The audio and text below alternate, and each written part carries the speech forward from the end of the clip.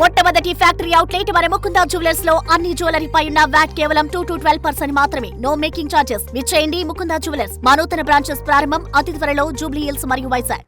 అంతర్జాతీయ జాతీయ అన్ని సమస్యల గురించి వాళ్ళ చర్చిద్దాం వ్యూ పాయింట్లో అంశాలని పూర్తిగా విశ్లేషించడానికి మనతో పాటు జాయిన్ అవుతున్నారు ప్రొఫెసర్ డాక్టర్ కె నాగేశ్వరరావు. ఆయన్ని అడిగి అన్ని విశ్లేషణలు తెలుసుకుందాం.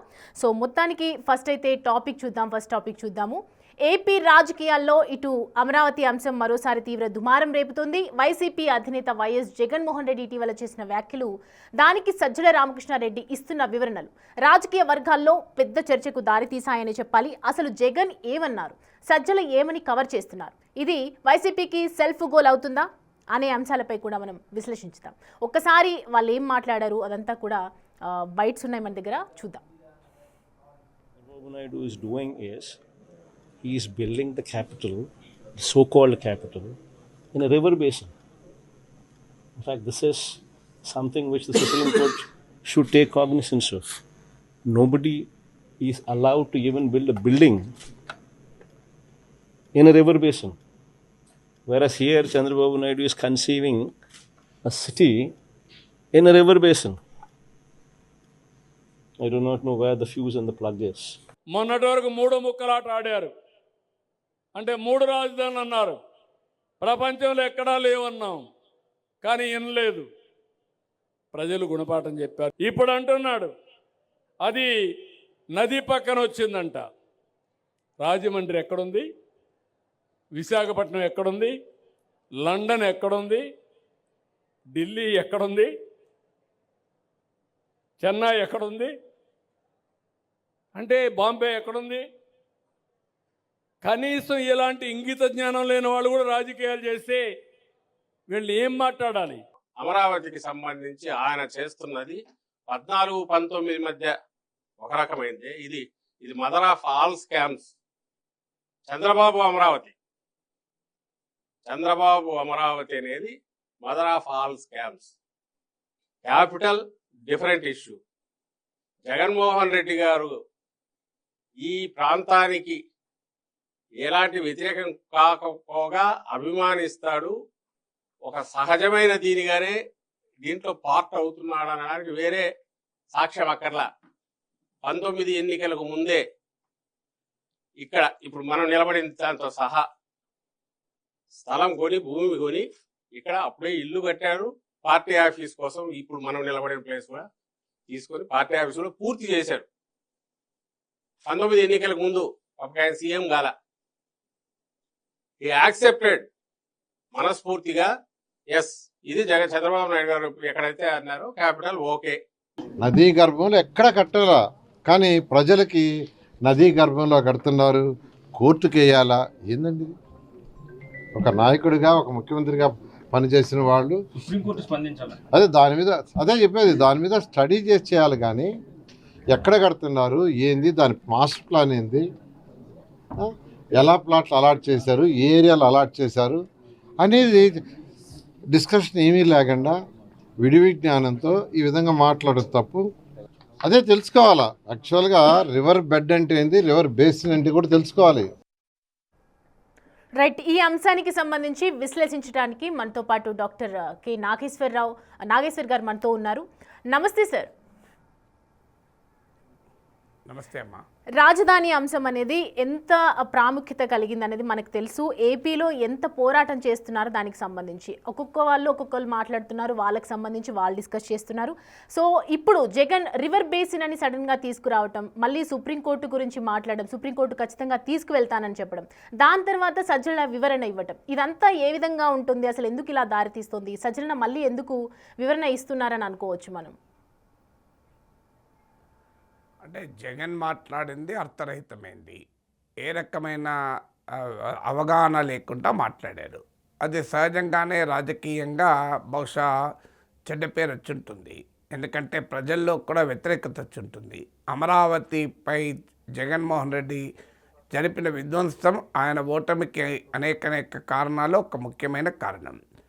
అది బహుశా కొన్ని గంటల్లోనే వైఎస్ఆర్ కాంగ్రెస్కి అర్థమైనట్టుంది. అందుకే ఇప్పుడు సజ్జల వచ్చి క్యాపిటల్ ఇది డిఫరెంట్ క్వశ్చన్, ఆయన ఎప్పుడూ వ్యతిరేకించలేదు అమరావతిని, చంద్రబాబు అమరావతి క్యాపిటల్ అనగానే మనస్ఫూర్తిగా అంగీకరించారు. ఈ చిత్రం చూడండి మీరు. అసలు చంద్రబాబు బైటు, నారాయణ బైట్లు ఇవన్నీ ప్లే చేశారు. వాస్తవంగా అయితే Jagan byte, Sajjala byte play చేస్తే సరిపోతుంది కంపారిజన్గా. జగన్ ఏమంటున్నాడు, సజ్జల ఏమంటున్నాడు? సజ్జల క్యాపిటల్ అనేది క్వశ్చనే కాదు, క్యాపిటల్ జగన్ ఆమోదించాడు, మనస్ఫూర్తిగా ఆమోదించాడు. తాను ఇక్కడ ఇల్లు కట్టుకున్నాడు 2019 కన్నా ముందే, పార్టీ ఆఫీస్ కట్టాడు. ఇష్యూ వల్ల అమరావతి పేరిట చంద్రబాబు జరుపుతున్న స్కామ్ అని. జగన్ మాట్లాడిన దాంట్లో స్కామ్ ఇది అన్న పదం వాడాడు, కానీ అదొకటే వాడాడా? ఇది రివర్ బేసిన్లో పెడుతున్నాడు అన్నాడు.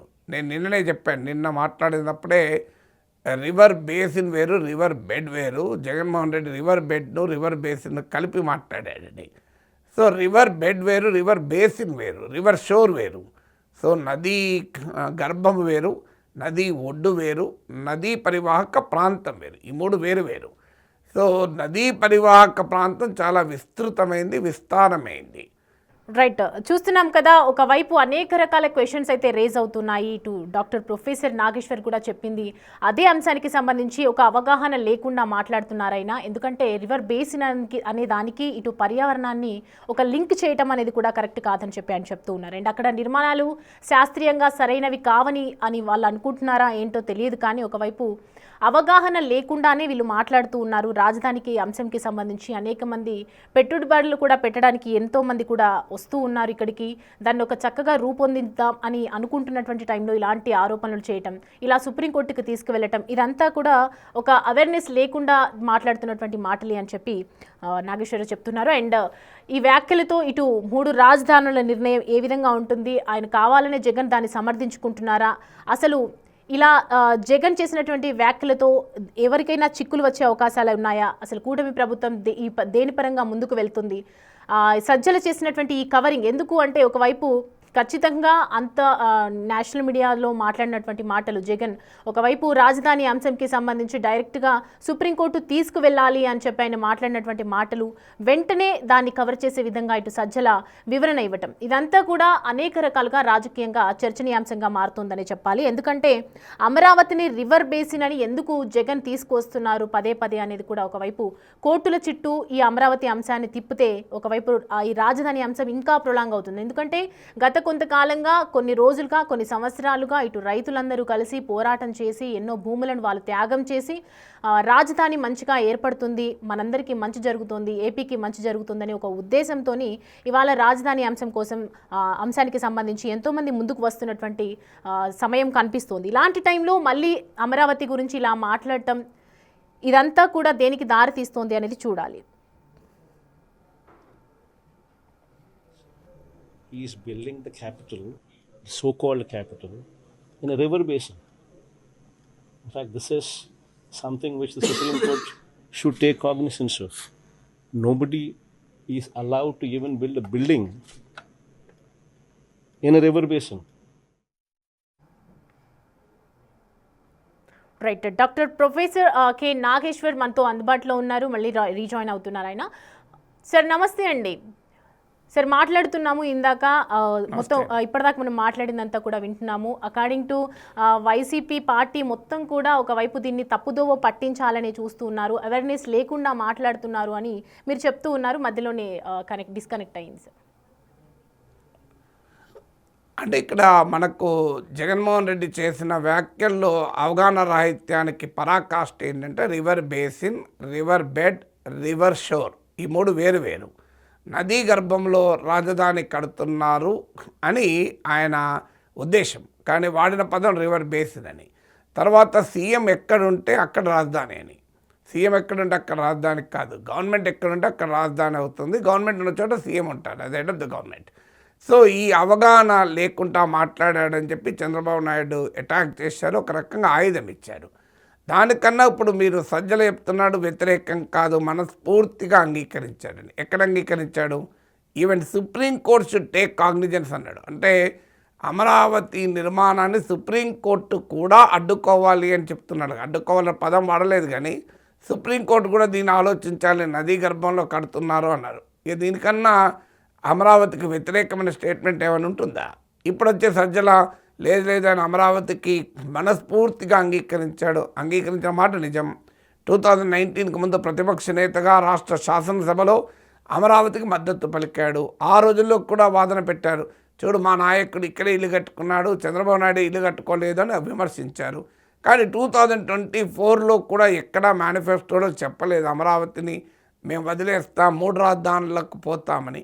సడన్గా 24 ఎలక్షన్ల తర్వాత మొదలుపెట్టిన తర్వాతైనా తన వైఖరిని ఏమైనా మార్చుకున్నాడా ఫలితం తర్వాతైనా అంటే వైఖరి మార్చుకోలేదనడానికి జగన్ స్టేట్మెంటే ఉదాహరణ. సో జగన్ ప్రకటన ఏంటి, అది సుప్రీంకోర్టు కూడా పరిగణలోకి తీసుకోవాలి అన్నాడు. సో ఇది రివర్ బేసిన్లో కడుతున్నారు, ఇది అందువల్ల ఇది నది సుప్రీంకోర్టు ఆలోచించాలి అన్న తర్వాత ఇంకేమైనా ఉంటుందా? తర్వాత సీఎం ఎక్కడుంటే అక్కడ రాజధాని అంటే ఏంటిది, తిరిగి 3 రాజధానుల ముచ్చటే కదా.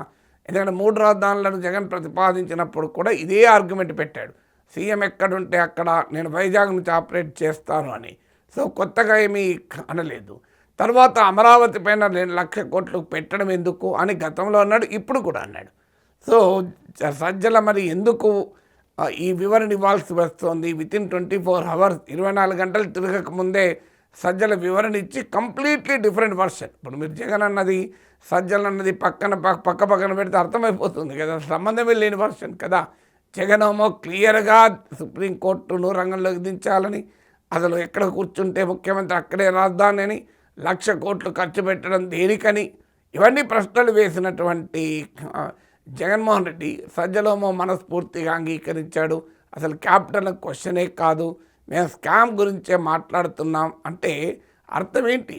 జగన్ ఖండిస్తున్నాడు సజ్జల ఖండిస్తాడా? ఖండించడు.